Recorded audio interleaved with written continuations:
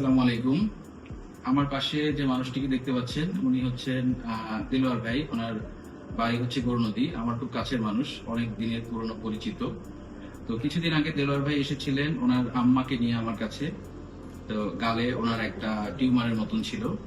তো আমরা পরীক্ষা নিরীক্ষা করেছি, এরপরে ওটা ক্যান্সার এসেছে রিপোর্ট। আসার পরে আমরা প্রায় এখন থেকে 3 সপ্তাহ আগে আম্মার অপারেশন করেছি।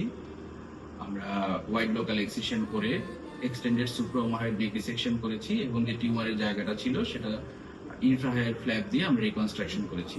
আজকে প্রায় 3 সপ্তাহ পরে উনি ফলো আপে এসেছেন। আমরা একটু জানবো যে উনি এখন কেমন আছেন বা কি অবস্থা। আম্মা আসসালামু আলাইকুম। কি হয়েছিল আপনার, কি সমস্যা ছিল? আচ্ছা, এখন ভালো আছেন? খাওয়া দাওয়া খেতে পারছেন? খেতে পারছেন, কথা বলতে পারছেন ঠিক মতন? একটু একটু বাজে কিন্তু কথা বলতে পারছেন। আচ্ছা, ব্যথা ট্যাথা কমেছে? ব্যথা নাই,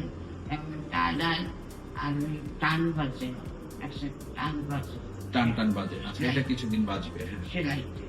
আচ্ছা, দিলার ভাই আপনি একটু বলেন কি অবস্থা এখন আপনার আম্মার অপারেশন করে? আসসালামু আলাইকুম। আলহামদুলিল্লাহ, আমার মার যে পরিস্থিতি ছিল স্যারের ইনশাল্লাহ আল্লাহর রহমতে স্যারের অপারেশনের পরে আমার মা ইনশাল্লাহ অনেক সুস্থ। আপনারা সবাই দোয়া করবেন আর স্যারের জন্য আমার দোয়া করি, আল্লাহ আপনার ফ্যামিলি সবাইকে সুস্থতা দান করুন। আসসালামু আলাইকুম। আপনাকে ধন্যবাদ আম্মা, আপনাকে অনেক ধন্যবাদ। ইনশাআল্লাহ আপনি সুস্থ হয়ে যাবেন, আল্লাহ আপনাকে পুরোপুরি সুস্থ করে দিক। আপনার জন্য অনেক দোয়া থাকবে। ইনশাআল্লাহ আপনি সুস্থ হয়ে যাবেন।